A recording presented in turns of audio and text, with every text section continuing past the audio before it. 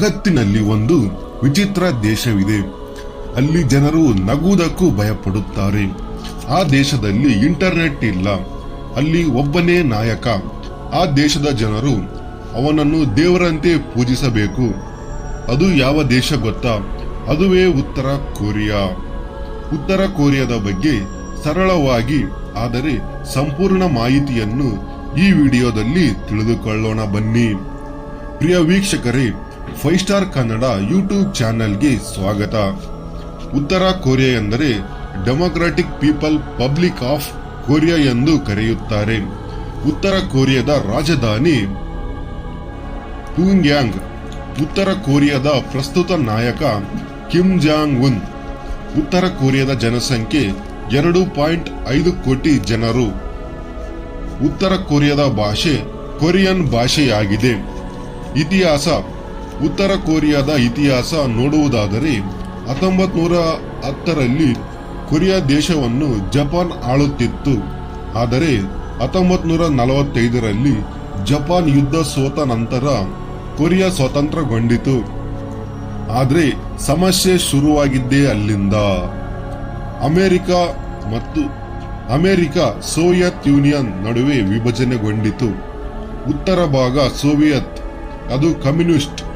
ದಕ್ಷಿಣ ಭಾಗ ಅಮೆರಿಕ ಡೆಮೊಕ್ರಸಿಯಾಗಿ ಬದಲಾಗಿತ್ತು. 1948ರಲ್ಲಿ 2 ದೇಶಗಳಾಗಿ ವಿಭಜನೆಯಾದವು. ಅದುವೇ ಉತ್ತರ ಕೊರಿಯಾ ಮತ್ತು ದಕ್ಷಿಣ ಕೊರಿಯಾ. 1950ರಲ್ಲಿ ಮತ್ತೆ ಯುದ್ಧ ಶುರುವಾಯಿತು. ಯುದ್ಧದಲ್ಲಿ ಲಕ್ಷಾಂತರ ಜನರು ಪ್ರಾಣ ಕಳೆದುಕೊಂಡರು. 1953ರಲ್ಲಿ 2 ದೇಶ ಒಪ್ಪಂದ ಮಾಡಿಕೊಂಡು ಯುದ್ಧ ನಿಲ್ಲಿಸಿದರು. ಆದರೆ ಪೀಸ್ ಅಗ್ರಿಮೆಂಟ್ ಮಾಡಿಕೊಂಡಿಲ್ಲ. ಅದರಿಂದ ಇಂದಿಗೂ ಟೆಕ್ನಿಕಲ್ ಯುದ್ಧ ಮುಂದುವರೆದಿದೆ. ರಾಜಕೀಯ. ಉತ್ತರ ಕೊರಿಯಾದ ರಾಜಕೀಯ. ಇಲ್ಲಿ ಡೆಮೊಕ್ರಸಿ ಇಲ್ಲ. ಇದು ಒಂದು ಕುಟುಂಬದ ಆಳ್ವಿಕೆ. ಕಿಮ್ ಇಲ್ ಸಂಗ್ ಇವರು ದೇಶದ ಸ್ಥಾಪಕರು. ಕಿಮ್ ಜಾಂಗ್ ಇಲ್ ಸ್ಥಾಪಕನ ಮಗ. ಕಿಮ್ ಜಾಂಗ್ ಉನ್ ಈಗಿನ ಪ್ರಸ್ತುತ ನಾಯಕ. ಇವರು ತಮ್ಮನ್ನೇ ತಾವೇ ದೇವರಂತೆ ತೋರಿಸಿಕೊಳ್ಳುತ್ತಾರೆ. ಎಲ್ಲೆಡೆ ಅವರ ಫೋಟೋ ಇರಬೇಕು. ಜನರು ಅವರಿಗೆ ನಮಸ್ಕಾರ ಮಾಡಬೇಕು. ಅವರ ವಿರುದ್ಧ ಮಾತನಾಡಿದರೆ ನೇರವಾಗಿ ಜೈಲು ಅಥವಾ ಲೇಬರ್ ಕ್ಯಾಂಪ್ಗೆ ಕಳಿಸುತ್ತಾರೆ. ಅಲ್ಲಿ ಅವರಿಗೆ ಕಠಿಣ ಶಿಕ್ಷೆ ನೀಡುತ್ತಾರೆ. ಅಲ್ಲಿನ ನಾಯಕನನ್ನು ಜನರು ಇದು ಡಿಕ್ಟೇಟರ್ಶಿಪ್ ಎಂದು ಕರೆಯುತ್ತಾರೆ. ಆರ್ಥಿಕತೆ. ಉತ್ತರ ಕೊರಿಯಾ ಅಂದ್ರೆ ಕಠಿಣ ನಿಯಮಗಳು ಮಾತ್ರ ಅಲ್ಲ, ಅವರ ಆರ್ಥಿಕತೆ ಕೂಡ ತುಂಬಾ ವಿಭಿನ್ನ. ಇದು ಸಾಮಾನ್ಯ ದೇಶಗಳಂತಿಲ್ಲ. ಆರ್ಥಿಕತೆ. ಎಕಾನಮಿ. ಕೊರಿಯಾದಲ್ಲಿ ಎಲ್ಲ ಕಂಪನಿಗಳು ಸರ್ಕಾರದ್ದೇ ಆಗಿರುತ್ತದೆ. ಅವರದ್ದೇ ನಿಯಮಗಳು. ಉದ್ಯಮಗಳು ಕೂಡ ಸರ್ಕಾರದ ನಿಯಂತ್ರಣದಲ್ಲಿ ಇರುತ್ತವೆ. ಕೊರಿಯಾದಲ್ಲಿ ಪ್ರೈವೇಟ್ ಬಿಸಿನೆಸ್ಗಳು ನಡೆಸುವಂತಿಲ್ಲ. ಕೊರಿಯಾದ ಮುಖ್ಯ ಉದ್ಯಮಗಳು ಕಲ್ಲಿದ್ದಲು, ಕಬ್ಬಿಣ, ಚಿನ್ನ ಮತ್ತು ಕೃಷಿ ಕ್ಷೇತ್ರವಾಗಿದೆ. ಉತ್ತರ ಕೊರಿಯಾದ ಮತ್ತೊಂದು ಆದಾಯ ಕೃಷಿಯಾಗಿದೆ. ಅಕ್ಕಿ, ಜೋಳ, ತರಕಾರಿ ಬೆಳೆಯನ್ನು ಬೆಳೆಯುತ್ತಾರೆ. ಅದಕ್ಕೆ ಸರ್ಕಾರವೇ ದರ ನಿಗದಿಪಡಿಸುತ್ತದೆ. ಕೃಷಿಯ ಸಮಸ್ಯೆಗಳು. ಹಳೆಯ ತಂತ್ರಜ್ಞಾನ, ಹವಾಮಾನ ಸಮಸ್ಯೆಗಳು, ನೀರಿನ ಕೊರತೆ ಪರಿಣಾಮ ಆಹಾರ ಕೊರತೆ ಉಂಟಾಗಿದೆ. ಕೊರಿಯಾದ ಜಿಡಿಪಿ. ಉತ್ತರ ಕೊರಿಯಾ ಜಿಡಿಪಿ ತುಂಬಾ ಕಡಿಮೆ. ಜನಸಂಖ್ಯೆ ಇದ್ದರೂ ಆದಾಯ ಕಡಿಮೆ ಮಾಡುತ್ತಿದೆ. ಬಹಳ ಜನರು ಬಡತನದಲ್ಲೇ ಬದುಕುತ್ತಿದ್ದಾರೆ. ಕಿಮ್ ಜಾಂಗ್ ಉನ್ನ ಟಫ್ ರೂಲ್ಸ್ಗಳು. ಉತ್ತರ ಕೊರಿಯಾದ ಮುಖ್ಯ ಕಠಿಣ ನಿಯಮಗಳು. ನಾಯಕನ ವಿರುದ್ಧ ಮಾತನಾಡುವಂತಿಲ್ಲ. ಕಿಮ್ ಜಾಂಗ್ ಉನ್ ಅಥವಾ ಸರ್ಕಾರ ವಿರುದ್ಧ ಮಾತನಾಡಿದರೆ ಕಠಿಣ ಶಿಕ್ಷೆ, ಇಲ್ಲ ಜೈಲು ಸೇರಬೇಕಾಗುತ್ತದೆ. ಇಂಟರ್ನೆಟ್ ಸ್ವಾತಂತ್ರ್ಯ ಇಲ್ಲ. ಕೊರಿಯಾದಲ್ಲಿ ಇಂಟರ್ನೆಟ್ ಇಲ್ಲ. ಗೂಗಲ್, ವಾಟ್ಸಾಪ್, ಫೇಸ್ಬುಕ್ ಬಳಸುವಂತಿಲ್ಲ. ಟಿವಿ, ಸಿನಿಮಾ ನಿಯಂತ್ರಣ. ಕೊರಿಯಾದಲ್ಲಿ ಹೊರ ದೇಶದ ಸಿನಿಮಾಗಳನ್ನು ನೋಡೋದು ನಿಷೇಧವಾಗಿದೆ. ಟಿವಿ ಮಾಧ್ಯಮಗಳಲ್ಲಿ ಕಿಮ್ ಜಾಂಗ್ ಉನ್ನ ಮಾತ್ರ ತೋರಿಸುತ್ತಾರೆ.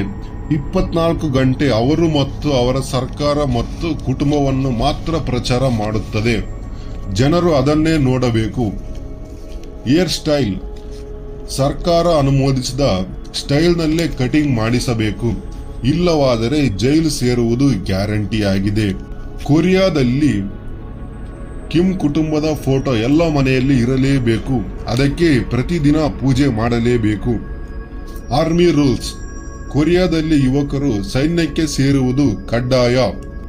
ಎಲ್ಲರೂ ಮಿಲಿಟರಿ ಟ್ರೈನಿಂಗ್ ಪಡೆಯಲೇಬೇಕು. ಯುವಕರು ವಯಸ್ಸಿಗೆ ಬಂದ ನಂತರ ಸೇನೆಗೆ ಸೇರಲೇಬೇಕಾಗಿದೆ. ಕೊರಿಯಾ ಒಂದು ಡಿಕ್ಟೇಟರ್ ದೇಶ, ಏಕಾಧಿಕಾರ ಆಡಳಿತ. ಇಲ್ಲಿ ಜನರಿಗೆ ಸ್ವಾತಂತ್ರ್ಯ ತುಂಬಾ ಕಡಿಮೆ. ಎಲ್ಲ ನಿಯಮಗಳು ಸರ್ಕಾರದ ನಿಯಂತ್ರಣದಲ್ಲಿರುತ್ತದೆ. ಉತ್ತರ ಕೊರಿಯಾದಲ್ಲಿ ಮಹಿಳೆಯರ ಸಮಸ್ಯೆಗಳು ಮತ್ತು ಸ್ವಾತಂತ್ರ್ಯ. ಉತ್ತರ ಕೊರಿಯಾ ಬಗ್ಗೆ ನಾವು ಕೇಳಿದಾಗ ಮಹಿಳೆಯರ ಮೇಲೆ ಕಠಿಣ ನಿಯಮಗಳು ಮತ್ತು ಸ್ವಾತಂತ್ರ್ಯ ಇಲ್ಲ ಅಂತ ಕೇಳುತ್ತೇವೆ. ಉತ್ತರ ಕೊರಿಯಾದಲ್ಲಿ ಮಹಿಳೆಯರಿಗೆ ಸ್ವಂತ ನಿರ್ಧಾರ ತೆಗೆದುಕೊಳ್ಳೋ ಸ್ವಾತಂತ್ರ್ಯ ಕಡಿಮೆ ಇದೆ. ಹೆಣ್ಣು ಮಕ್ಕಳು ಕೆಲಸ ಮಾಡುವಂತಿಲ್ಲ. ಸರ್ಕಾರದ ತೀರ್ಮಾನ ತೆಗೆದುಕೊಳ್ಳಬೇಕು. ಏನು ಮಾತನಾಡಬೇಕು ಅದು ಕೂಡ ಸರ್ಕಾರದ ನಿರ್ಧಾರವಾಗಿರುತ್ತದೆ. ಕೊರಿಯಾದಲ್ಲಿ ಪುರುಷರಿಗಿಂತ ಮಹಿಳೆಯರ ಮೇಲೆ ಹೆಚ್ಚು ನಿಯಂತ್ರಣ ಇರುತ್ತದೆ. ಡ್ರೆಸ್ ಕೋಡ್ ನಿಯಮಗಳು: ಮಾಡರ್ನ್ ಫ್ಯಾಷನ್, ಬಹಳ ಬಟ್ಟೆಗಳು ನಿಷೇಧವಾಗಿದೆ. ಜೀನ್ಸ್ ಫ್ಯಾಷನ್ ಡ್ರೆಸ್ ಇಷ್ಟವಿದ್ದರೂ ಹಾಕೋಕೆ ಆಗೋದಿಲ್ಲ. ಕೊರಿಯಾ ಸರ್ಕಾರ ಅಪ್ರೂವ್ ಮಾಡಿದ ಡ್ರೆಸ್ ಮಾತ್ರ ಹಾಕಬೇಕು. ಸಂಸ್ಕೃತಿ ಹೆಸರಲ್ಲಿ ನಿಯಂತ್ರಣ ಮಾಡುತ್ತದೆ ಕೊರಿಯಾ.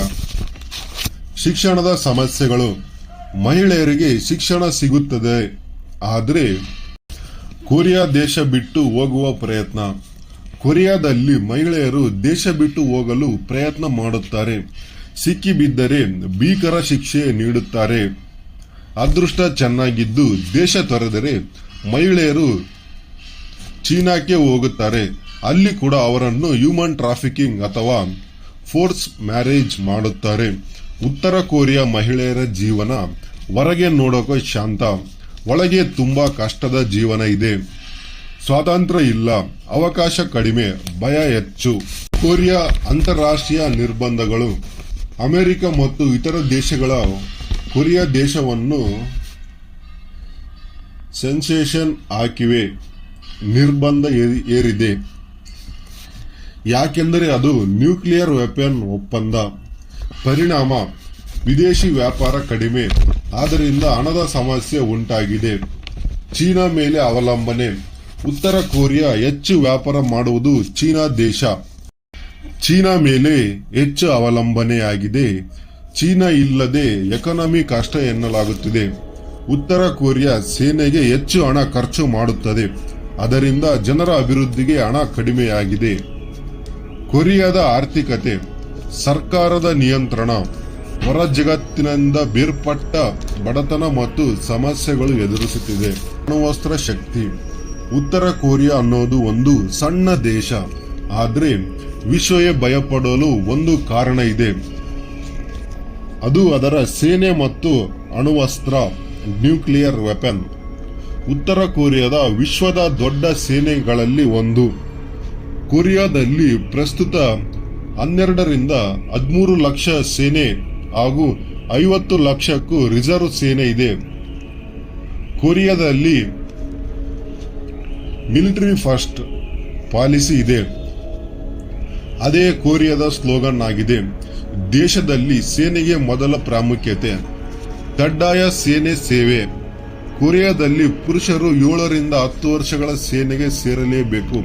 ಇದು ಕಡ್ಡಾಯ ನಿಯಮವಾಗಿದೆ.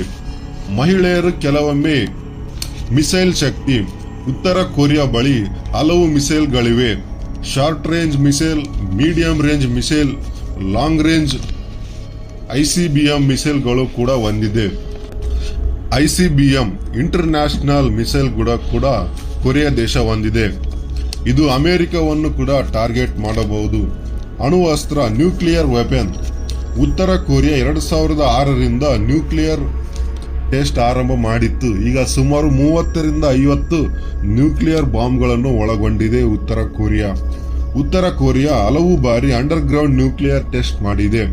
ಅದರಿಂದ ಭೂಕಂಪ ತರಹ ವೈಬ್ರೇಷನ್ ಕೂಡ ಕೊರಿಯಾದಲ್ಲಿ ಉಂಟಾಗಿದೆ.